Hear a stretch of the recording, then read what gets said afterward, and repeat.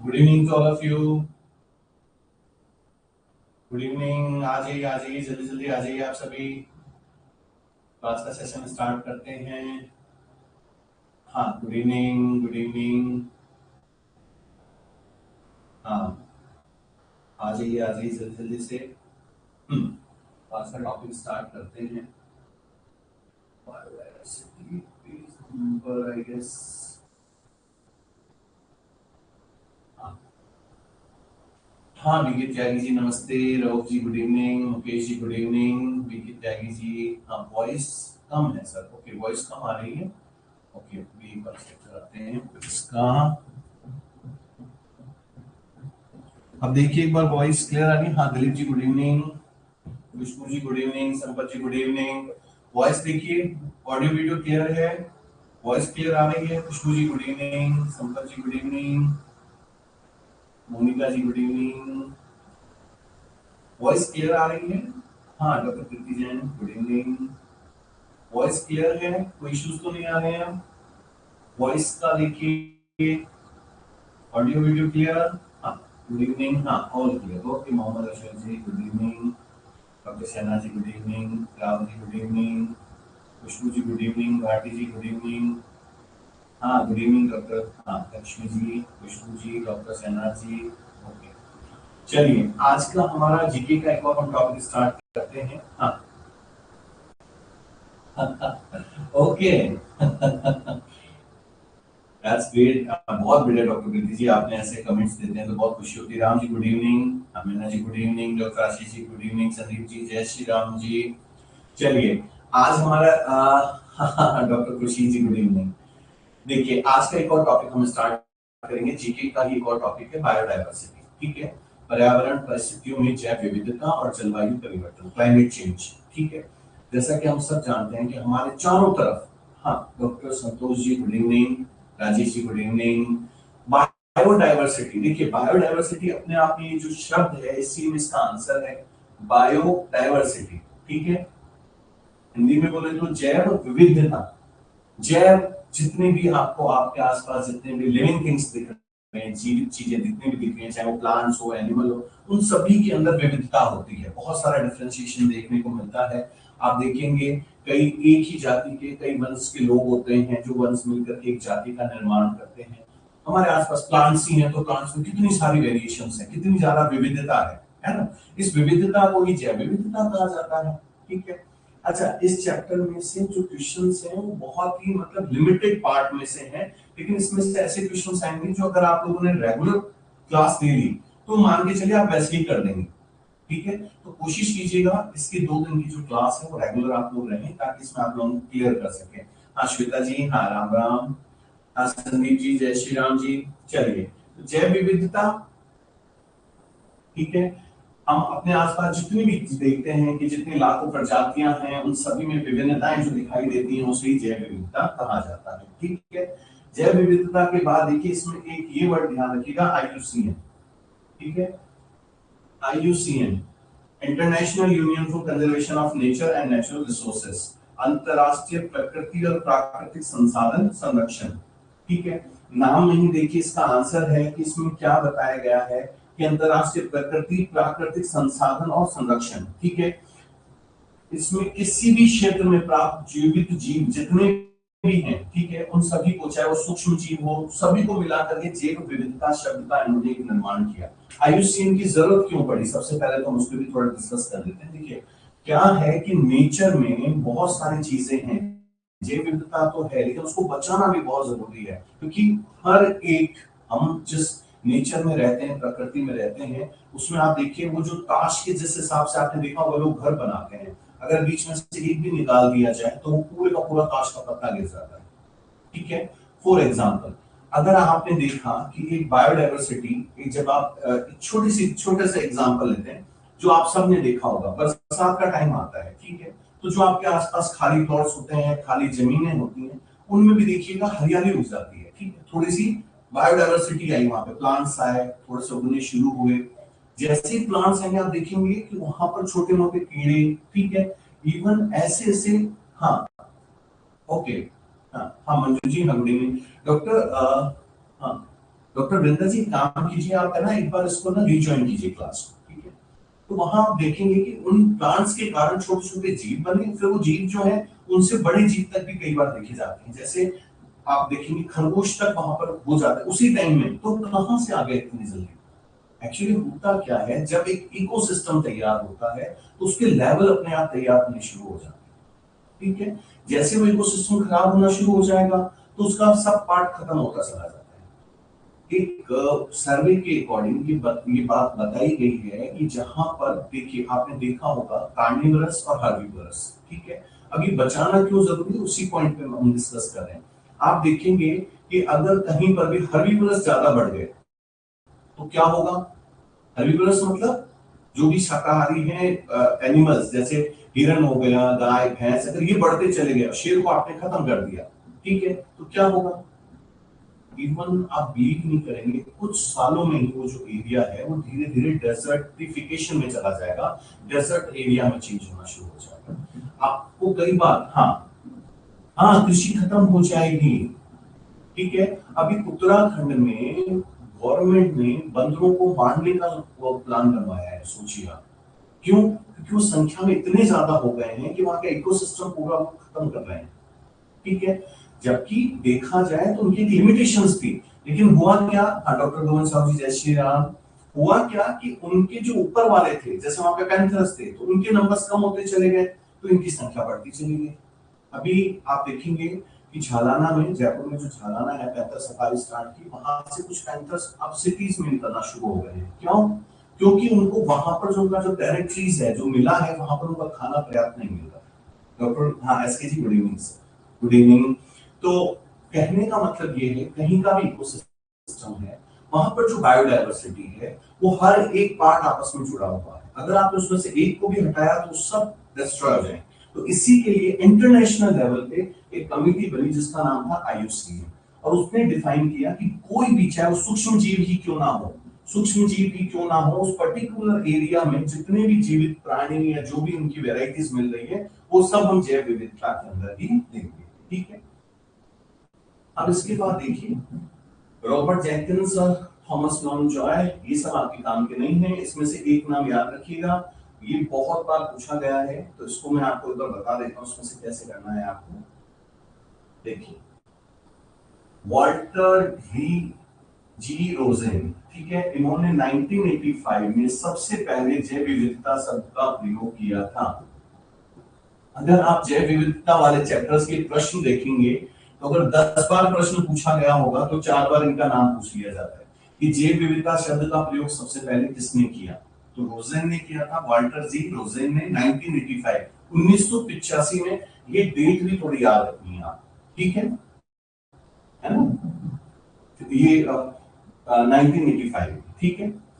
हाँ अब इन्होंने इसके बाद देखिए, इसके बाद एक और आए थे, हाँ शब्द का प्रयोग किया, ठीक है। और देखिए ये तो इन्होंने जैव विविधता शब्द दे दिया, ठीक है। एक समुदाय, एक कम्युनिटी में जातियों की संख्या, जातियों के अंतर्गत आनुवंशिक परिवर्तनशीलता के लिए EA नॉट्स और E मैकमैनस ने सर्वप्रथम 1980 में जैविक विविधता शब्द का प्रयोग किया था। अब इन दोनों में फर्क क्या है वो ध्यान रखिएगा। अगर एक समुदाय से संबंधित जैव विविधता शब्द का प्रयोग किसने किया, तो ध्यान रखना है नॉर्स और मैनस ने, ठीक है। और सिंपल सा पूछा जाए, हाँ, और अगर सिंपल सा पूछा जाए कि आपका सबसे पहले किसने दिया, तो 1985 में रोजेन जी ने, ये ध्यान रखना है, ठीक है। और इसमें आपके पास हाँ ठीक है। और वर्तमान में जो जैव विविधता खत्म हो रही है उसके कारण क्या क्या है, देखिए लेवल ऑफ बायोडायवर्सिटी देखते हैं। अच्छा, बायोडायवर्सिटी जो वर्तमान समय में खत्म हो रही है उसके कुछ जो रीजंस हैं, सबसे मेन है पॉपुलेशन। जैसे पॉपुलेशन इंक्रीज होगी तो उनकी डिमांड बढ़ेगी तो टेक्नोलॉजी डेवलप होंगे, इंडस्ट्रीज डेवलप होंगे। ये तो बेसिक चीजें हैं जो हम सब जानते हैं, आप और हम सब जानते हैं, तो उसमें कोई ज्यादा जाने की जरूरत नहीं। अब हम आते हैं, देखिए जैव विविधता के स्तर, ठीक है। इसमें सबसे पहला फर्स्ट वाला जो दे रखा है पारिस्थितिक तंत्र की जैव विविधता, इकोसिस्टम की डायवर्सिटी। अब इकोसिस्टम जो है सॉरी, इकोसिस्टम जो है वो क्या क्या हो सकता है। सपोज दैट एक तालाब देखा आपने, आपके घर के आसपास एक तालाब है, सपोज दैट उस तालाब की जो विविधता है, उसके अंदर जो मछलियां हैं, छोटे छोटे प्लैंक्टॉन्स हैं, प्लांट्स हैं, एल्गीज हैं, जिम्नोस्पर्म्स हैं, वो सारा क्या बना रहे हैं, उस सरोवर का एक इकोसिस्टम बना रहे हैं, पारिस्थितिक तंत्र बना रहे हैं, ठीक है। लेकिन आप बिलीव नहीं करेंगे, अगर उसमें, ये तो हो गए एक सरोवर की बात होगी, तालाब की बात करेंगे हम, अगर किसी बाहरी, कहीं बाहर से कोई मछली की वैरायटी या कुछ भी, हाँ नोट्स वाला, अच्छा वो नोट्स वाला, आफ्ताब जी थोड़ा सा क्लियर लिखिए एक बार, तो मैं थोड़ा सा नोट्स वाला आप पूछ रहे हैं, शायद नाम के, ये जैव विविधता के नाम से संबंधित कुछ पूछना चाह रहे हैं। हाँ मैसेज कर दीजिए एक बार। हाँ हाँ गंबूसिया फिश जैसे, हाँ ठीक है। और हाँ शिवराज जी, पेज नंबर आप देख लीजिएगा, शायद आई गेस 126 127 के आसपास ही होना चाहिए, ठीक है। तो होता क्या है, जैसे बाहर से आप कोई मछली डालेंगे, ठीक है, तो मछली क्या करेगी, उस पूरे जो इकोसिस्टम है उसको चेंज कर सकती है, पूरे इकोसिस्टम को चेंज कर सकती है। हाँ अच्छा, हाँ पेज नंबर 127 है ना।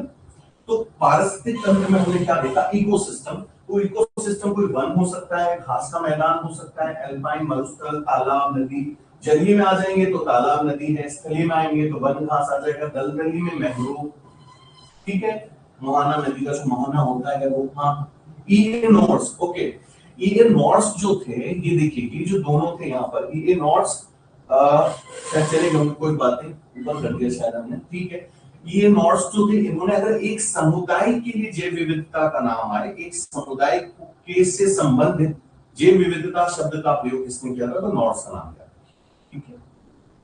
अब हम आते हैं, देखिए इसमें, तो हमने देखा पारिस्थितिक तंत्र में, इकोसिस्टम में, स्थलीय में कौन कौन से आ सकते हैं, वन, घास के मैदान, स्थल में, जल में, तालाब, नदी, सागर, ठीक है, और दलदली में मैंग्रोव और नदी मोहना पारिस्थितिक तंत्र आ सकता है, ठीक है। अब इसमें जो काम की चीज वाला पॉइंट है वो है ये, इसको थोड़ा सा ढंग से समझिएगा। आवासों में विविधता के आधार पर विभिन्न भौगोलिक माप बना करके और उनको देखिए, आवासों में विविधता के आधार पर जब हम जैव विविधता को देखते हैं तो तीन प्रकार से मापा गया है, ठीक है, तीन प्रकार से। आवास समझ गए ना, रहने की जगह के हिसाब से तीन पार्ट में हमने इसको डिसाइड किया, ठीक है। पहला हमने दिया अल्फा, बीटा, तीसरा है गामा। अल्फा जो है किसी एक समुदाय को, ध्यान रखिएगा, किसी एक समुदाय में जातियों की संख्या को दर्शाता है। अल्फा है मतलब सिर्फ एक समुदाय, हाँ हाँ हाँ बिल्कुल बिल्कुल श्वेता जी, बिल्कुल सही है। तो यहाँ पर एक समुदाय में जातियों की संख्या को जो दर्शाएगा वो क्या होगा, अल्फा विविधता, अल्फा डाइवर्सिटी। अल्फा मतलब ध्यान रखिए एक समुदाय, ठीक है। बीटा, जब आवास या समुदाय में परिवर्तन होता है तो जातियां भी बहुधा परिवर्तित हो जाती हैं, पूरे के पूरे समुदाय में। एक समुदाय में हुआ तो अल्फा, पूरे के पूरे समुदाय में हो रहा है, बड़े लेवल पे हो रहा है तो बीटा। क्लियर हो गया। इसमें से क्वेश्चंस पूछे जाते हैं, इसीलिए मैं आपको एक पॉइंट बता रहा हूं। अल्फा मतलब एक समुदाय, ठीक है, और बहुत सारे समुदाय अगर आ गए तो वो बीटा में चला जाएगा, बीटा डाइवर्सिटी बोलते हैं उसको, ठीक है। और गामा में हम देखेंगे कि जब आवासों में समानता अधिक होने या भौगोलिक क्षेत्रों की विविधता को, भौगोलिक क्षेत्र में ही अगर विविधता आ जाए, भौगोलिक ज्योग्राफिकली पूरा का पूरा चेंज हो जाए, ज्योग्राफिकली पूरा का पूरा चेंज हो जाए, 127 है ना शाहीन खान जी, पूरे का पूरा ज्योग्राफी चेंज हो गया तो वो गामा विविधता, ठीक है। एक समुदाय, कई सारे समुदाय, बीटा, और अगर पूरा ज्योग्राफिकली चेंज हो गया, उससे भी बहुत बड़े लेवल पे चेंजेस है तो गामा विविधता, ठीक है, इसको ध्यान रखिए। तो ये हमने देखा फर्स्ट वाला जो था हमारे पास, पारिस्थितिक तंत्र की विविधता। अब हम आते हैं वंशीय विविधता। ये आप सब जानते हैं, वंशीय विविधता आपने देखा होगा, हाँ चाहे आप कहीं पर भी चली जाइए, वंशीय विविधता आपको समूहों में दिखाई देगी। ठीक है, कई वंश नजर आते हैं। ठीक है, जैसे एक ही जाति के कई वंश हो सकते हैं। ठीक है, जैसे सपोज दैट हम टाइगर फैमिली को देखें, अब आप सोचिए बिल्ली, और उसके बाद पैंथर, चीता, है ना, ये जितने भी हैं सब एक ही पैंथरा फैमिली से हैं। ठीक है, ऐसे आलू में चले जाइए, आलू वाले में सोलेनम में कितनी सारी फैमिली, सॉरी कितने सारे उसके अंदर आप देखेंगे, कितने एक ही जाति है उसके अंदर कितने सारे वंश है सोलेनम में, है ना। तो प्लांट्स हो, एनिमल्स हो, तो वंशीय विविधता का मतलब है जेनेरिक डाइवर्सिटी। जेनेरिक डाइवर्सिटी में सैवालों से स्टार्ट होता है, प्रोटोजोआ हर एक में देखने को मिलता है। ठीक है, अब आते हैं स्पीसीज वाले में। स्पीसीज में देखिए, एक वंश कई जातियों से बना हो सकता है। ठीक है, एक वंश जो है वो कई जातियों से बना हो सकता है। जैसे अभी हमने देखा चीता, शेर, ये सब अलग अलग जातियों से होते हुए एक ही वंश पैंथरा से संबंधित हैं। ठीक है, तो ये विविधता का मतलब है डाइवर्सिटी, बहुत सारी डाइवर्सिटी हमें देखने को मिलती है। इसी प्रकार आलू का एक एग्जांपल हो गया। अच्छा, ये वाला पॉइंट थोड़ा सा अच्छे से देखिए, ये वाला एक बार पॉइंट देखेंगे हम, इसको थोड़ा पहले एक बार पढ़ा कर देते हैं। ठीक है,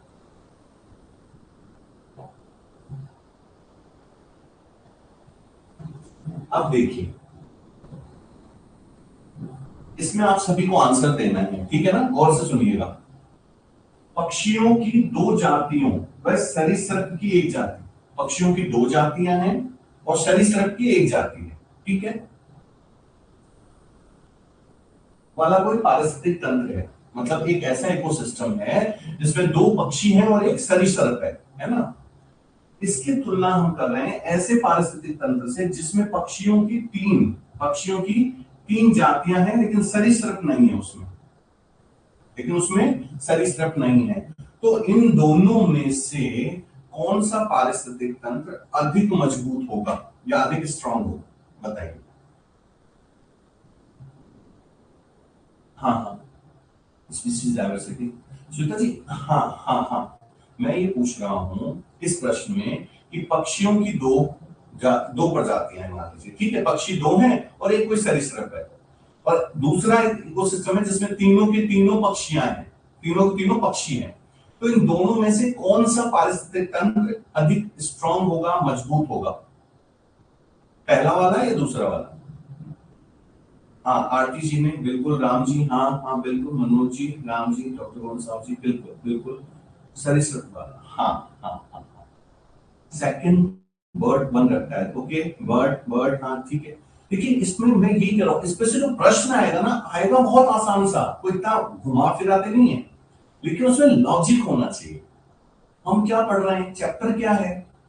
हाँ हाँ, अदिति जी ने, डॉक्टर नरेश जी ने बिल्कुल, डॉक्टर गोविंद जी ने बिल्कुल, राहुल जी बिल्कुल बिल्कुल, डॉक्टर किरण जी, हाँ, थोड़ा सा इसमें आपको एक चीज देखना। हाँ, देखिए, अगर सिर्फ बर्ड्स ही हैं, चिड़िया ही हैं, तो वहां बायोडाइवर्सिटी में सिर्फ एक ही जनरेशन की बात हुई, जबकि यहाँ पर पक्षी और सरीसृप संख्या मत देखिए, दो अलग अलग वेराइटीज है। सपोज दैट अगर आप इन दोनों में बायोडाइवर्सिटी देखेंगे तो इसमें ज्यादा है ना फर्स्ट वाले में, सेकंड वाले में तो सिर्फ पक्षी है, पहले वाले में यस नेहा जी। अब वो करते, इसका बायोडाइवर्सिटी का मतलब आपके पास भिन्नता होनी चाहिए, है ना। हाँ, विभिन्नता होनी चाहिए। अब देखिए, अब हम देखते हैं आनुवंशिक विविधता या जेनेटिक डाइवर्सिटी। ठीक है, हमने देखा था, जैसे देखिए अलग अलग वेराइटीज होती हैं, उनमें अलग अलग रेसेस का विकास होता है। जैसे पादपों में हम देखा आम, गेहूं, चावल की कई किस्में हम देखते हैं कि कई सारी किस्में होती हैं, और उन किस्मों के हमें आनुवंशिक विविधता का हमें फायदा क्या होता है कि मान लीजिए कि एक, हाँ, इतनी ज्यादा डाइवर्सिटी है श्वेता जी, अब मुझे लग रहा है ये पॉइंट आप लोगों ने पकड़ लिया। ठीक है, तो अब देखिए, जितनी ज्यादा उसमें जेनेटिक डाइवर्सिटी होगी, सपोज दैट आम के आपने देखे होंगे कितनी सारी वेराइटीज हैं, तो उससे क्या बेनिफिट्स होता है कि अलग अलग मौसम के हिसाब से अलग अलग जेनेटिक्स जो चीजें हैं, जेनेटिकली जो प्लांट्स हैं वो ज्यादा डेवलप हुए। हाँ हाँ बिल्कुल डॉक्टर एस के जी, बिल्कुल बिल्कुल, हाँ, मजबूत हो गए। तो कहने का मतलब ये है कि जहां वेराइटीज होंगी, जेनेटिकली जितना ज्यादा डाइवर्सिफिकेशन होगा, उसका इकोसिस्टम उतना ही स्ट्रांग होगा। इस बात को हमेशा ध्यान रखिएगा। अब आप एक चीज देखिए, वायरसेस होते हैं वो बहुत ज्यादा म्यूटेंट करते हैं, तो म्यूटेंट करने से क्या होता है, जैसे कोविड था, इन्फ्लुएंजा का ही था, रिलेटिव्स मान लीजिए, लेकिन वो म्यूटेंट कर रहा था, तो वेराइटीज थी वहां पर। तो उस वेराइटीज के कारण क्या हुआ, एक ऐसा वायरस तैयार हो गया जो जेनेटिकली उनसे डिफरेंट था और उसने हमें काफी परेशान किया। वहां भी एक है, वहां पर भी क्या है, जेनेटिक डाइवर्सिटी है, लेकिन वो हमारे लिए पॉजिटिव है या नेगेटिव है, डिपेंड टू सिचुएशंस। ठीक है। हाँ, स्नेक वाली, हाँ बिल्कुल डॉक्टर एसके जी, बिल्कुल सही कह रहे हैं आप, स्नेक वाला जहां पर भी डाइवर्सिटी होगी, नंबर्स पे नहीं जाकर के हम वहां पर क्या देखते हैं कि वहां पर डाइवर्सिटी कितनी ज्यादा है, ठीक है, विभिन्नता कितनी है ना। अब उसके बाद देखिए जैव विविधता का उपयोग, यूजेस क्या क्या है इसके। तो सबसे पहले देखिए भोजन की किस्मों के रूप में, है ना। अब भोजन के रूप में आप सबको शायद ध्यान होगा, जब तक ग्रीन रिवॉल्यूशन नहीं आया था, हरित क्रांति नहीं आई थी, उससे पहले तक, हाँ रोहित जी बिल्कुल, उससे पहले तक क्या सिचुएशंस थी, इवन जो बड़ी कंट्रीज थी, हमें तो अमेरिका से वो चावल वो भेजता था, वो भी जो उसके काम नहीं आते थे, वो चावल और गेहूं हमारे हमें भेजता था और हमें अपने कंट्रोल में रखना चाहता था। लेकिन उससे पहले आप किसी से भी पूछिए जो 90s 70s 80s के आपके घर में कोई हो, तो आप जब उनसे पूछेंगे तो पता चलेगा कि वहां पर सिचुएशन ऐसी थी कि जिनके पास बहुत जमीनें थी उनके घर में भी प्रॉब्लम्स थी, ठीक है, 2 टाइम का खाना जल्दी सबको नसीब नहीं हो पाता था। कारण क्या था कि हमारे पास ये जो बायोडाइवर्सिटी इसका यूजेस स्टार्ट नहीं हुआ था। स्टार्टेड कब से हुआ, जब से ग्रीन रेवोल्यूशन है ना। हाँ एम एस स्वामीनाथन, यस बिल्कुल करेक्ट, ठीक है, ग्रीन रेवोल्यूशन के जो दाता थे, ठीक है। तो कहने का मतलब है भोजन और उन्नत किस्मों में हम चलेंगे तो देखिए 3 प्रकार से आप इसको उपयोगी समझ सकते हैं। पहला, नई फसलों के स्रोत के रूप में नए नए प्लांट्स बनाना, ठीक है, जो हाइब्रिड प्लांट्स बनते हैं, ठीक है, उन्नत किस्मों के प्रजनन के लिए, है ना। और तीसरा, नए जैव निम्नीकरण पीड़कों, बायोडिग्रेडेबल पेस्टिसाइड्स के स्रोत के रूप में। बायोडिग्रेडेबल पेस्टिसाइड्स के रूप में, ये तो हमें पता है कि खाद्य पदार्थ में, लेकिन ये इंपॉर्टेंट है, बायोडिग्रेडेबल पेस्टिसाइड्स, क्योंकि अभी जो पेस्टिसाइड्स आ रहे हैं वो बायोडिग्रेडेबल नहीं है, जो आप केमिकल डालते हैं वो बायोडिग्रेडेबल नहीं है। आपको शायद पता होना होगा या पता नहीं, अगर नहीं है तो पंजाब से पर्टिकुलर शायद गुरुवार या शुक्रवार को एक ट्रेन चलती है जो वहां से सीधे उदयपुर को आती है ना। और उसको स्पेशली वहां के लोग कैंसर ट्रेन बोलते हैं, कि वहां से इतनी ज्यादा जो पब्लिक है, इतने कैंसर पेशेंट्स हैं जो कि वहां से इलाज कराने के लिए यहाँ पर आते हैं। रीजन क्या है बिहाइंड, कि हमें पता है जो पंजाब है वहां की जो जमीन है बहुत फर्टाइल है ना। तो वहां पर, हाँ ओके, हाँ हाँ हाँ स्पेशल बीकानेर, ओके ठीक है, हाँ हो सकता है मुझसे मिस्टेक हो गई हो। जो भी है वो आती है, वो ट्रेन क्यों है, क्योंकि देखिए उन्होंने पेस्टिसाइड बहुत बड़े लेवल पे, एक्चुअली हमारे किसानों तक टेक्नोलॉजी नॉलेज पहुंचता नहीं, तो वो क्या करते हैं, बड़ी मात्रा में उसका यूज शुरू कर देते हैं। जहां देना था 50 ग्राम, वो 500 ग्राम तक दे देते हैं। और 50 ग्राम में भी आपको मैं बता दूं, आप सभी लगभग साइंस के स्टूडेंट हैं, आपको पता होगा कि जो केमिकल्स है वो खत्म नहीं होता, वो एक से दूसरे, दूसरे से तीसरे ऐसे लेवल पे चलता जाता है, इकोसिस्टम के हर लेवल पे जाता है। और इसका इम्पैक्ट क्या था, इसका इम्पैक्ट है एट टाइम ह्यूमन बीइंग्स ये भी सबसे टॉप पे चल रहे हैं। तो वो आकर के हमें, हम जो गेहूं खा रहे हैं, चावल खा रहे हैं, जिस भी फॉर्म में खा रहे हैं, वो हमारे अंदर जाके इकट्ठे हो रहे हैं और वो कैंसर सेल्स को तैयार कर देते हैं, ठीक है। हाँ बिल्कुल बिल्कुल बिल्कुल, तो ये जो प्रोसेस था, तो इसीलिए ये बायोडिग्रेडेबल पेस्टिसाइड्स तैयार हुए जो वहीं के वहीं खत्म हो जाए, आगे हमारे फूड चेन में नहीं जाए, ठीक है। हाँ आशुतोष जी, आगे हमारे फूड चेन में नहीं जाए, ठीक है। तो इन तीनों में ये वाला ध्यान रखिएगा बायोडिग्रेडेबल का, ठीक है।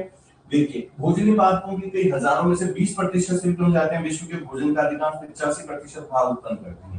तो जितने भी भोजन के लिए पादप है उनमें से लगभग 20% से भी कम का ही हम भोजन के रूप में यूज कर पाते हैं। बाकी सब नॉर्मल चीजें हैं, जैसे कार्बोहाइड्रेट्स के रूप में हमें क्या क्या मिलता है, क्या क्या हमारे पास है, ठीक है। हाँ ये एग्जांपल्स फिर से देख लेंगे हम। अब जैसे देखिए, अगर हमें रोग प्रतिरोधक, जैसे हमें उसके अंदर रोग प्रतिरोधक क्वालिटी बनानी है, तो जैसे उसका एक एग्जांपल देखिए, एशिया में उगाए जा रहे धान को भारत में पाई जाने वाली धान की एकमात्र वन्य जाति ओराइजा निवारा से प्राप्त जीनों द्वारा ग्रासी स्टेंट विषाणु रोग से सुरक्षित किया गया। ग्रासी हाँ, ग्रासी स्टंट विषाणु जो था, ये चावल की फसलों को, धान की फसलों को बहुत ज्यादा नुकसान पहुंचाता था। तो क्या किया गया, जो नॉर्मल चावल की जो फसल होती है उसके साथ ओराइजा निवारा, एक ये वन्य जाति थी, इसका क्रॉस कराया और एक ऐसी वैरायटी बनाई जिसपे वो विषाणु इम्पैक्ट नहीं दिखा पाते। ठीक है, तो इस तरह के एग्जांपल्स आपको लेके चल रहे हैं साथ के साथ में। अब हम देखते हैं खाद के बाद दूसरा दवाइयों और औषधियों के रूप में। हमें पता है इसमें से तो बहुत सारे पॉइंट ऐसे हैं जो दवाइयों और औषधियों में जब आप जाएंगे तो आपको पता चलेगा, आप लोग उसी फील्ड से हैं तो काफी सारी दवाइयां उसी में, जैसे कुनैन है, ठीक है, वो सारा इसमें से देख लीजिएगा। जैसे देखिए, असंख्य ये पौधों का उपयोग उत्पादों के निर्माण में किया जाता है। इसको हम बोटोनिक, हाँ, बोटोनिक केमिकल्स कहते हैं। जैसे अफीम, पेपावर सोमिनिफेरन, मार्फिन दर्द निवारक में, सिंकोना, सिंकोना लेडिजेरिया कुनेन में मलेरिया में काम में आता है, टेक्सस बगाटा टेक्सस। तो ये जो दो चार नाम है, इसके अलावा भी आप लोगों के तो बॉटनिकल नेम्स वाले कई सारे पॉइंट्स हैं, तो ये तो इजीली आप लोग पढ़ लेंगे, इसमें कोई इशू नहीं है। हाँ, जैसे तुलसी है, ऑस्मिनम सैक्टम, पीपल, फाइकस रिलिजियोसा। अब इसमें से क्वेश्चंस कैसे पूछे जा सकते हैं कि जैसे जैव विविधता में निम्न प्लांट दे दिया, जैसे तुलसी दे दिया है ना, जो कि पूजा में काम आता है, इसका बॉटनिकल नेम क्या है, ठीक है, वानस्पतिक नाम क्या है, ठीक है। फिर वानस्पतिक नाम वाले जो हैं ये ध्यान रखिएगा, तुलसी, पीपल, खेजूर, रासोपस सिनेरिया, ठीक है। और ये आप लोगों के सब्जेक्ट्स में तो कोई बड़ा इशू नहीं है, ठीक है। अब हम आते हैं अगला, पारिस्थितिक तंत्र का संतुलन। अब देखिए, संतुलन के लिए, प्राकृतिक संतुलन बनाए रखने के लिए क्या क्या चीजें होती हैं इसमें, अभी हमने इससे पहले भी बात की थी। जब हम प्राकृतिक संतुलन की बात करते हैं तो हर लेवल मेंटेन रहना चाहिए। आपने अगर उसमें से एक भी लेवल को अगर खत्म कर दिया तो वो पूरे का पूरा बायोडाइवर्सिटी जो है, जो इकोसिस्टम है वहां का, वो पूरे का पूरा इकोसिस्टम खत्म हो जाता है। आपने, फिर मैं उसी पॉइंट पे आता हूँ, आपने बरसात के टाइम पे देखा कि जो खाली प्लॉट थे उसमें हरियाली आई, ठीक है, हरियाली आई, फिर वहां पर छोटे छोटे जीव पैदा हुए। लेकिन जैसे ही 2-4 महीने बारिश के गए, धूप शुरू हुई, कि वापस से वही का वही, वो जीव कहाँ चले गए, क्योंकि उनका जो खाना था, उनका जो मतलब रहने के लिए जो जगह थी वो खत्म हो गई, वो जीव भी खत्म हो गए, ठीक है। तो धीरे धीरे धीरे धीरे उन्होंने क्या किया, उन चीजों को खत्म कर दिया, ठीक है। एटलीस्ट हर साल लगभग टेम्परेचर के हिसाब से आप देख सकते हैं कि ये शायद यूएनओ की तरफ से आया हुआ एक है कि कुछ डिग्री सेंटीग्रेड हमारा टेम्परेचर बढ़ रहा है, ठीक है। उससे क्या हो रहा है, आप देख सकते हैं ग्लोबल वार्मिंग का इश्यूज जो हो रहा है। इसके अलावा, ग्लोबल वार्मिंग के अलावा आप देखिए, ये जो वेस्टर्न डिस्टर्बेंस आते हैं, सर्दियों में सर्दी नहीं पड़ना, गर्मियों में गर्मियों का नहीं आना, ये क्या है, ये सारा इम्पैक्ट जो है ये बायोडाइवर्सिटी में जो भी अप एंड डाउन होते हैं उसी का एक रीजन, ठीक है। तो अब हम आते हैं जैव विविधता को खतरा, ठीक है। अब जैसे देखिए, आवास का ह्रास है, विखंडन, हैबिटाट लॉस एंड फ्रेगमेंटेशन, ठीक है। अब जैसे किसी भी कारण से, अगर मान लीजिए हमने जंगलों को, मेन पॉइंट तो वही है कि जंगलों को काटना। अब हम जो जंगल काट रहे हैं उसके पीछे कारण क्या है, हमारी इंडस्ट्री, हमारा मैन्युफैक्चरिंग, और हमें अपने जो हमें फील्ड चाहिए, जगह चाहिए एक्चुअली, जो हमारी पॉपुलेशन बढ़ रही है, तो इसके लिए हम क्या करते हैं, जंगलों को काट देते हैं। तो जैसे ही हमने आवास का विखंडन किया, जंगलों को काट दिया, तो वहां पर धीरे धीरे धीरे धीरे क्या होगा, उस जंगल में, उस पर्टिकुलर एरिया में रहने वाले जो जीव हैं वो धीरे धीरे खत्म होना शुरू हो जाएंगे, और वहां का जो इकोसिस्टम है वो पूरे का पूरा चेंज हो जाएगा, ठीक है। तो सबसे पहला जो है वो आवास का विखंडन, आवास का खत्म होना, जिसके साथ वहां का जो इकोसिस्टम है, ठीक है, प्लांट्स का और एनिमल्स का, वो धीरे धीरे खत्म होने शुरू हो जाएंगे। उसके बाद विक्षोभ एवं प्रदूषण, ठीक है, प्रदूषण का जो लेवल है वो इंक्रीज होगा, क्यों, प्लांट्स कट हो गए, तो आपका कार्बन डाइऑक्साइड और जो ऑक्सीजन है, हाँ बिल्कुल बिल्कुल बिल्कुल बिल्कुल डॉक्टर दिनेश जी, तो क्या है कि जैसे ही आपने पेड़ प्लांट्स काटने शुरू कर दी, जो आपका जो ऑक्सीजन है और CO2 का जो बैलेंस है वो ऊपर नीचे होना शुरू हो गया। अब उससे हुआ क्या, आपको तो पता चला नहीं, लेकिन धीरे धीरे धीरे धीरे आपके पॉल्यूशन का लेवल इतना बढ़ता चला गया कि आप लोग धीरे धीरे धीरे धीरे आपने क्या किया, उस पूरे इकोसिस्टम को पॉल्यूटेड कर दिया, और आप वहां पर धीरे धीरे आपकी सर्वाइवल्स में प्रॉब्लम्स होंगी।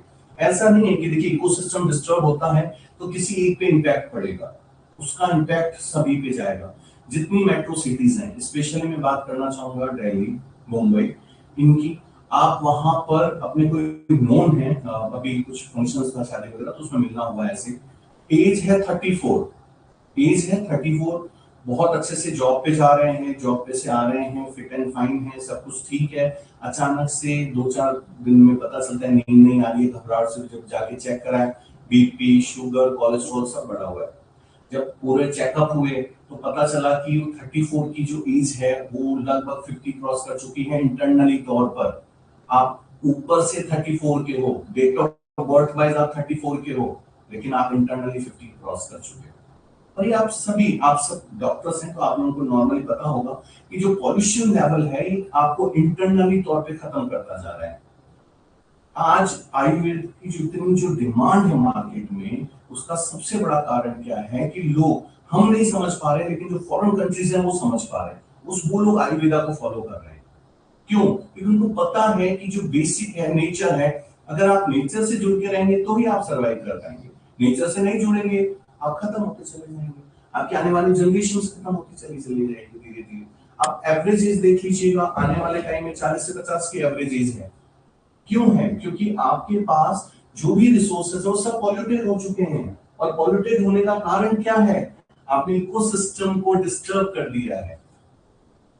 हाँ हाँ हाँ हाँ, आपने इकोसिस्टम को क्या कर दिया? पॉल्यूटेड कर दिया। ठीक है।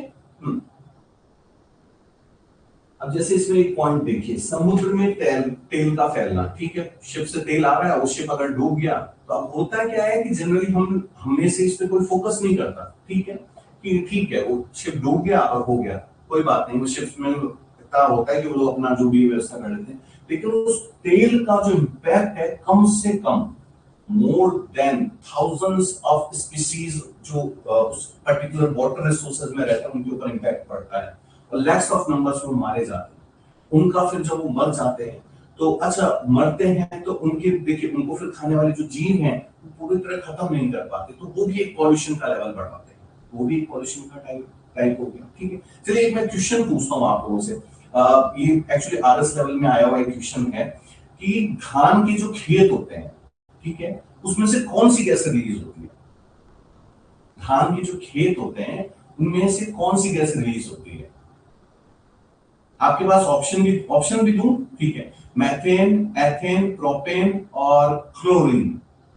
मैथेन, एथेन, प्रोपेन और क्लोरीन। हाँ हाँ राम जी, बिल्कुल बिल्कुल। और हाँ हाँ हाँ हाँ, दिव्या जी बिल्कुल, खुशबू जी, हाँ हाँ हाँ, बहुत बढ़िया बहुत बढ़िया। हाँ हाँ हाँ हाँ हाँ हाँ हाँ हाँ हाँ हाँ, बिल्कुल बिल्कुल बिल्कुल, हाँ हाँ।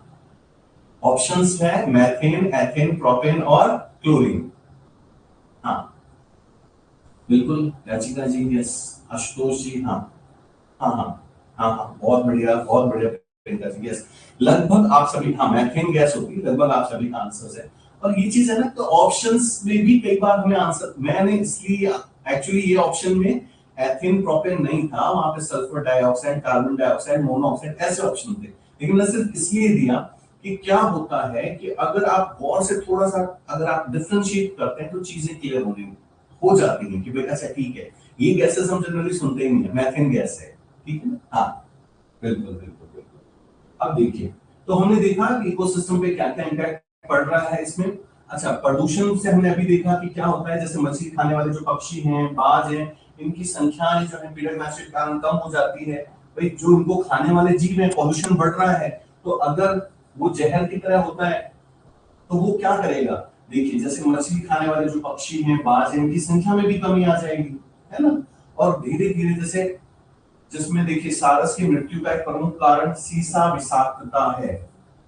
सीसा विषाक्तता, ठीक है। सारस पक्षी मछलियों को जब खाता है तो इतना ज्यादा वो लोग क्या करते हैं, पहले से शीशा युक्त पानी में रहते हैं, तो इतना खा चुके होते हैं कि वो सारस धीरे धीरे डेथ हो जाती है सारस की भी, है ना?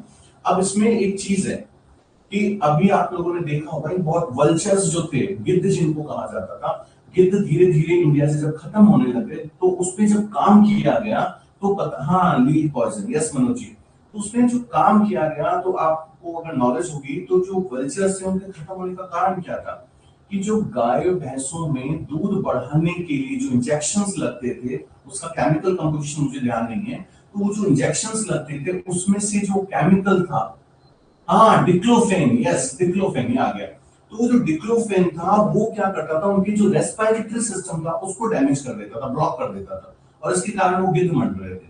तो उस पर फिर रोक लगाई गई, है ना, उस पर फिर रोक लगाई गई। तो इसलिए हाँ, हाँ डिक्लोफेन, यस डॉक्टर दिनेश। तो वो जो पॉइंट था वो क्या दिखाता है कि पॉल्यूशन का लेवल देखिए कितने स्टेजेस में गया, वो वहां से वहां तक चला गया। तो सेम यहां पर भी है, अगर मछलियां पहले से ही, अगर वो क्या है, उन्होंने जैसे शीशा की लेड युक्त कुछ जहरीली चीजें खा रखी हैं या उनके अंदर है, तो उनके कारण सारसों की भी मृत्यु हो जाती है। इसके अलावा मैंने स्टार्टिंग में आपको बताया था, जैसे विदेशी जातियों का अगर पुनर्स्थापन कर दिया जाए, बाहर से कोई स्पीसीज ला के डाल दिया जाए, तो इसका एक एग्जाम्पल है, इसमें दे रखा है, हाँ ये ना देखिए, विक्टोरिया झील दक्षिण अफ्रीका। इसमें अलवणीय जल, ठीक है, अलवणीय जल में पाई जाने वाली एक सिक्लिड मछलियां होती थी वहां पर, ठीक है। तो उन्होंने क्या किया, एक विदेशी भक्षक मछली नाइल पर्च लेकर के आए, वो नाइल पर्च उसमें ला करके डाल दिया। उससे क्या हुआ, पूरे का पूरा उनका जो पारिस्थितिक तंत्र था वो असंतुलित हो गया। सिक्लिड जो मछली थी वो वहां की नेचुरल थी, वो उसके लिए वो नेचुरल हैबिटेट था। लेकिन हाँ नाइल पर्च, हाँ जैसे नाइल पर्च को ला करके रखा, उसने पूरी मछलियों को खत्म कर दिया, ठीक है। तो फिर उन्होंने उसको तुरंत उस पर रोक लगाई, नहीं इसको नहीं लाना। अच्छा, नाइल बर्ड्स को लाने का कारण क्या था कि वो कम टाइम में उसका वेट बढ़ता था, तो कॉमर्शियली उसके यूजेस बहुत थे। लेकिन कॉमर्शियल तो थे, लेकिन उसने क्या किया, जो इनहिबिटेंट था उसको खत्म करने लग गए, तो पूरा का पूरा इकोसिस्टम डिस्टर्ब हो रहा था। तो इस तरह के एग्जाम्पल आपको ध्यान रखने हैं, ठीक है। वहां की जो, हाँ वहां की जो स्किल्ड मछलियां थी वो वहां की मछलियां थी, और बाहर से एक नाइल पर्च लाके डाल दिया, जिससे वहां पे प्रॉब्लम्स हुई थी, ठीक है, इसको ध्यान रखिए। Nile perch. नेक्स्ट, इसी तरह से आपने देखा होगा हमारी नदियों झीलों में जो सबसे बड़ी समस्या इस टाइम चल रही है, वो चल रही है जलकुंभी की, ठीक है। जलकुंभियां जो हैं, इन्होंने सबसे ज्यादा हमें परेशान कर रखा है। कई देशों की झीलों तथा नदियों में देखिए जलकुंभी ने संकटग्रस्त किया है। ये पूरे के पूरे इकोसिस्टम को चेंज कर देते हैं। कारण क्या हो सकता होगा, बता सकते हैं आप? जलकुंभी हमारे जो जलीय स्रोत हैं उनको कैसे खत्म कर देता है, आखिर क्या करता है ऐसा वो? कोई भी आप में से कोई भी फटाफट। साउथ अमेरिका नहीं, मैं जलकुंभी की बात कर रहा हूँ। पानी में देखा होगा ना, पानी में जलकुंभियां निकल जाती हैं, पूरे पानी को कवर कर लेती हैं। हाँ हाँ, hydrogen oxygen deficiency, yes triple S ने भी है, बहुत अच्छा आंसर है। हाँ हाँ बिल्कुल बिल्कुल, सबसे मेन है। ये क्या करते हैं, ऑक्सीजन लेवल जो है उसको बहुत ही कम कर देते हैं, ठीक है। और जो सरफेस पे जो रेज आनी चाहिए वो भी प्रॉपर नहीं जा पाती, जिससे जो अंदर की जितने भी फिशेज हैं या जो भी स्पीसीज हैं वो धीरे धीरे खत्म होना शुरू हो जाते हैं। तो ये भी क्वेश्चन पूछा जा सकता है कि भारत में जो जलीय स्रोत हैं उनमें सबसे ज्यादा कौन परेशान कर रहा है, कौन सी ऐसी जाति है प्लांट्स की जो सबसे ज्यादा परेशानी का सबब बन रही है, तो जलकुंभी है ना, ये ध्यान रखिएगा। इसके अलावा देखिए लेटेना और पार्थेनियम, ये वन भूमियों एवं स्थानीय जातियों की वृद्धि को प्रभावित कर रही है। ये लेटेनिया जो होता है ये बहुत ज्यादा एलर्जिकल प्लांट भी होता है। ये आपने रोड साइड में देखे होंगे, सफेद सफेद से छोटे छोटे फूल लगे होते हैं, बहुत सारे प्लांट्स होते हैं, है ना। तो ये क्या काम करता है, एलर्जिकल प्लांट है ये, और ये जहां उग गया पूरा फर्टिलाइजेशन जो भी होगा सबको एब्जॉर्ब कर लेगा, कुछ उगने ही नहीं देगा आसपास, है ना। तो ये 3 पॉइंट्स हो गए। हाँ बिल्कुल बिल्कुल, तो इसमें देखिए 3, जलकुंभी, लेटेना और पार्थेनियम, ये 3 है, जिसमें से जलकुंभी ने हमारे वाटर सोर्सेस को खत्म कर दिया, लेटेना और पार्थेनियम जो है ये वन भूमि और स्थानीय जो जातियां हैं उनको खत्म कर रही है। हाँ कांग्रेस ग्रास, यस। अब देखिए ये तो हो गया कुछ जीवों के इम्पैक्ट। अब हम आते हैं मानव गतिविधियों का क्या इम्पैक्ट पड़ा। तो हम देख ही रहे हैं कि मानव जातियों का तो सबसे बड़ा इम्पैक्ट ही मानव जातियों का है ना। तो मानव जातियों ने किस तरह से किया है, तो इसमें कुछ आपको डाटाज हैं जो ध्यान रखने हैं। लगभग देखिए एक हार्वर्ड यूनिवर्सिटी है, उसके प्रोफेसर ईओ विल्सन, नाम ध्यान रखिएगा, professor E O Wilson, Harvard University. इन्होंने जब रिसर्च किया, हाँ, तो तब इनको पता चला कि प्रति वर्ष लगभग 20,000 प्रजातियां जो हैं वो विलुप्त होती हैं ड्यू टू ह्यूमन इंटरफेरेंस। इंसानी गतिविधियों के कारण लगभग हर साल 20,000 पादप या जो जीव हैं, दोनों ले लीजिए, ठीक है ना, प्लांट्स एंड एनिमल्स दोनों की मिलाकर के लगभग 20,000 जो प्रजातियां हैं वो विलुप्त हो जाती हैं। ये प्रोफेसर ईओ विल्सन जो हार्वर्ड यूनिवर्सिटी के थे, इन्होंने बताया था, ठीक है, ये ध्यान रखिएगा। और इसका सबसे ज्यादा जो क्षय हुआ है वो उष्णकटिबंधीय देशों में हुआ है, जहां पर पृथ्वी की कुल प्रजातियों का 90% पाया जाता है। जहां पर जातियां ज्यादा है, 90% है, वहां पे इसका सबसे ज्यादा इम्पैक्ट देखने को मिला है, ठीक है। अब देखिए, जैव विविधता के पतन के मानवोद्दित कारक देख लेते हैं। मानव के कारक, मानवोद्दित का मतलब मानव के कारक, मानव के कारण होने वाले कारक कौन कौन से हैं? जैसे प्राकृतिक वासों का विनाश, निर्वनीकरण, नव भूमियों के विनाश तथा अन्य जैविक रूप से समृद्ध पारितंत्र की क्षति। निर्वनीकरण मतलब जो नया आप जो प्रोजेक्ट्स ला रहे हैं, जो भी आपने क्या कर रहे हैं, डेवलपमेंट कर रहे हैं, उसके कारण आप वनों को काट रहे हैं, ठीक है। तो प्राकृतिक वास तो आपने खत्म कर दिए, जैसे जैसे प्राकृतिक वास खत्म होते चले जाएंगे, वैसे वैसे वहां का इकोसिस्टम डिस्टर्ब होता चला जाएगा, ठीक है। तो ये कारण क्या है? कारण इंडस्ट्रीज, ठीक है, नवीकरण। ये जो निर्वनीकरण का मतलब है जो नई नई चीजें आप कर रहे हैं, डेवलपमेंट के नाम पर जो आप कर रहे हैं, ठीक है। शिकार एवं मत्स्य, ये भी एक बहुत बड़ा है कि हर साल जो इतने बड़े लेवल पे जो शिकार होता है, तो बहुत सारे जीव तो ऐसे ही खत्म हो जाते हैं, है ना, बहुत सारे, हाँ बहुत सारे। इसके अलावा देखिए, परभक्षी एवं परजीवियों पर नियंत्रण। अब जैसे फसलों को हम क्षति पहुंचाने वाले जैसे पालतू पशुओं को मारने, अच्छा इसमें एक पॉइंट पहले हम एक बार डिस्कस कर लेते हैं, ठीक है।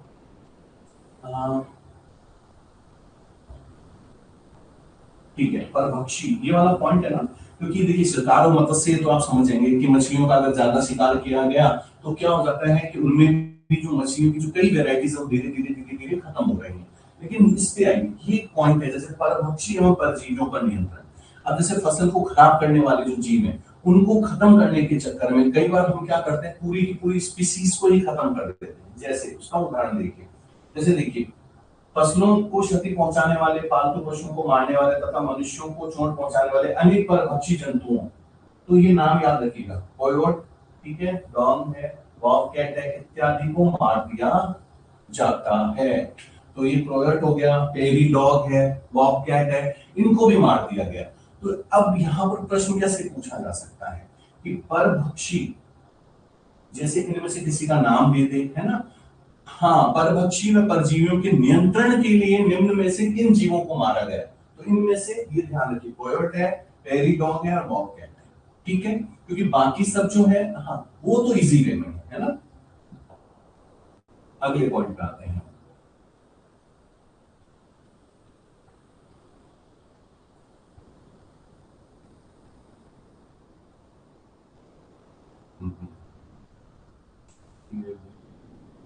अब यहां से देखिए, जैव विविधता की क्षति पे आते हैं सीधे, ठीक है।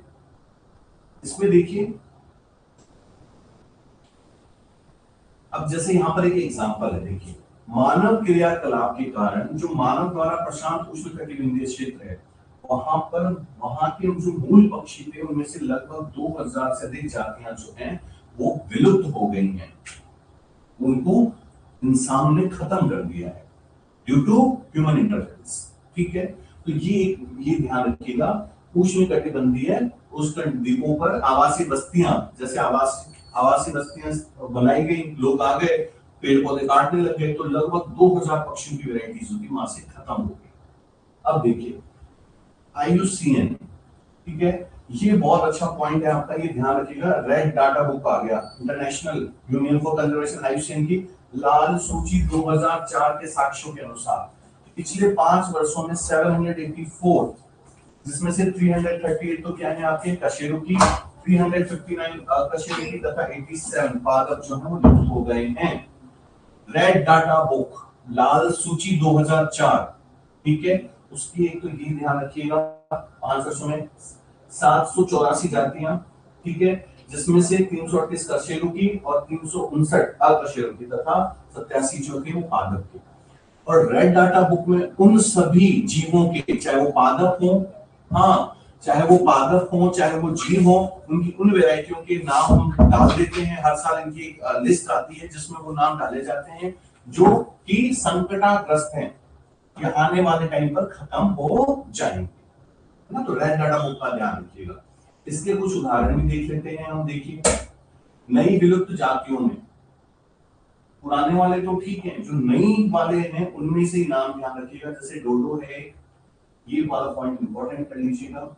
विलुप्त जातियों में देखिए, मॉरिशस की डोडो, अफ्रीका की क्वेगा, ऑस्ट्रेलिया की थाइलेसिन, रूस की स्टेलर समुद्री गाय, बाली, जावा की देखिए तस्केमिन और बाघ की 3 जातियां शामिल हैं। ये नई विलुप्त जातियों के कुछ नाम हैं। हाँ, क्रिटिकली इंडेंजर, यस, तो इनको हमें ध्यान रखना है ना। ये नई, पुरानी नहीं, अभी नई में जो आए हैं ये, जैसे ऑस्ट्रेलिया की थाइलेसिन है, मॉरिशस की डोडो। डोडो पे बहुत बार प्रश्न पूछा जाता है, तो ध्यान रखिएगा डोडो जो है वो मॉरिशस की है ना। हाँ, पिछले 20 वर्षों में 27 जातियां विलुप्त हो गई हैं, ठीक है। अब जब हम इस पे देखते हैं, विलोपन या रैंडम नहीं है, जैसे उभयचर समूह अधिक विलुप्त हुए हैं, और इनमें सबसे ज्यादा कौन विलुप्त हुए हैं? उभयचर समूह जो है वो अधिक विलुप्त हुए हैं। उभयचर समझ गए ना, जो पानी के अंदर भी रह सकते हैं एम्फीबियंस, और जो पानी के बाहर भी रह सकते हैं, है ना। तो ये जो उभयचर है, एम्फीबियंस है, ये सबसे ज्यादा इनकी क्षति हुई है, ठीक है। वर्तमान में 12% पक्षी, 23% स्तनधारी, 32% उभयचर तथा 31% आवर्तबीजी की जातियां भी विलुप्त के कगार पर हैं। तो इसीलिए देखिए 32% है उभयचर, एम्फीबियंस कितने हैं? 32% है ना। तो ये ध्यान रखना है। तो ये एक, हाँ, अब देखिए, हाँ हाँ हाँ, अच्छा, इसमें ना ये वाला जो पॉइंट है ये बहुत इंपॉर्टेंट है, इसको इस वाले पॉइंट पे एक बार देखिएगा कि ऐसा नहीं है कि हम जो अभी देख रहे हैं कि जीवों का जो डिस्ट्रक्शन हो रहा है, खत्म हो रहा है, वो अभी से चल रहा है। अगर आप पिछले जीवाश्मों का अध्ययन करेंगे, जीवाश्म मतलब फॉसिल्स का, अगर उस पे हम फॉसिल्स को अगर हमने जब उनको देखा, उनपे जब रिसर्च हुई, तो पता चला कि देखिए बड़े पैमाने पर क्षति हुई है। जैसे मनुष्य के आगमन से पहले भी देखिए लगभग 3 करोड़ वर्ष पहले पृथ्वी पर जीवन की उत्पत्ति मानी गई, ठीक है।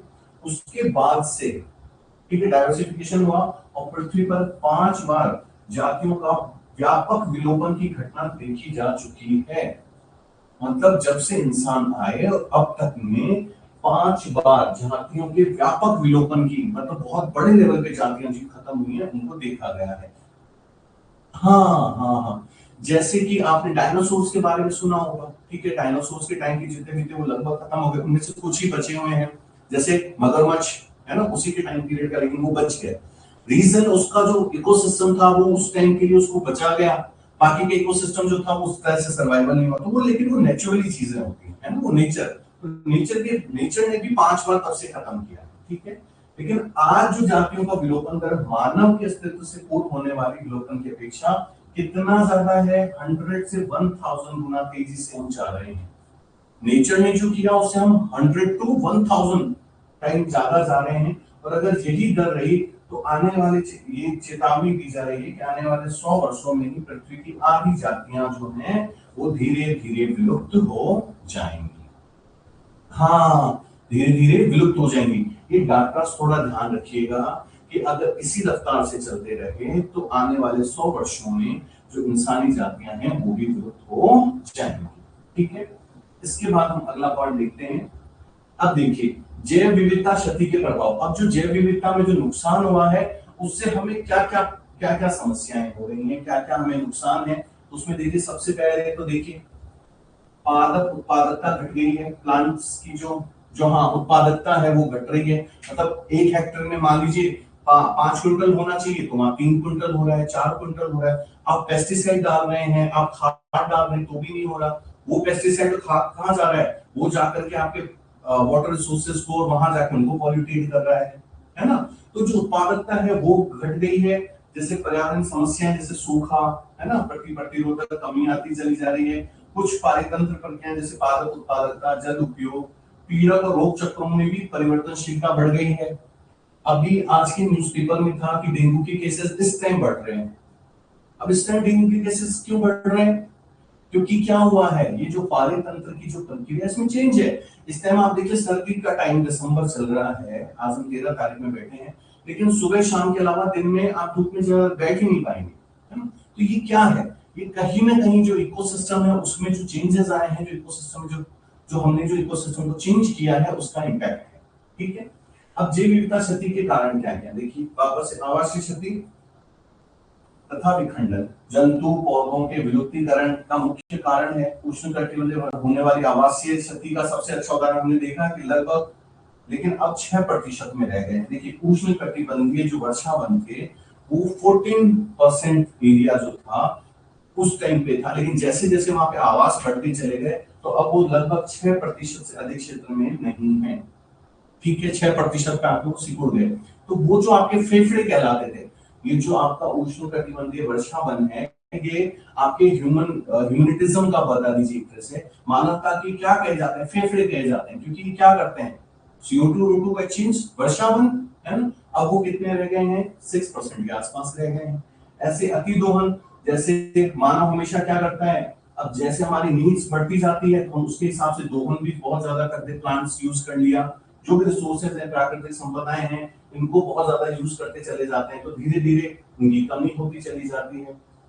अब ये देखिए मानव द्वारा अति दोहन से 5 वर्षों में अभी हमने देखा स्थिर समुद्री गाय, पैसेंजर कबूतर लगभग विलुप्त हो गए। ठीक है, ऐसी देखिए समुद्री मछलियां आदि की संख्या, शिकार इतनी ज्यादा की जा रही है व्यवसायिक उपयोग के लिए कि इनकी संख्या कम होती जाती है। विदेशी जातियों का आक्रमण, इसमें कौन सा एग्जाम्पल समझा सकते हैं, विदेशियों में नाइल पर्च, याद आ गया नाइल पर्च का, अभी हमने पीछे देखा है ना। तो नाइल पर्च का एग्जांपल समझा दीजिएगा, जिसने स्केल मछलियों को पूरी तरह से खत्म कर दिया अफ्रीका में।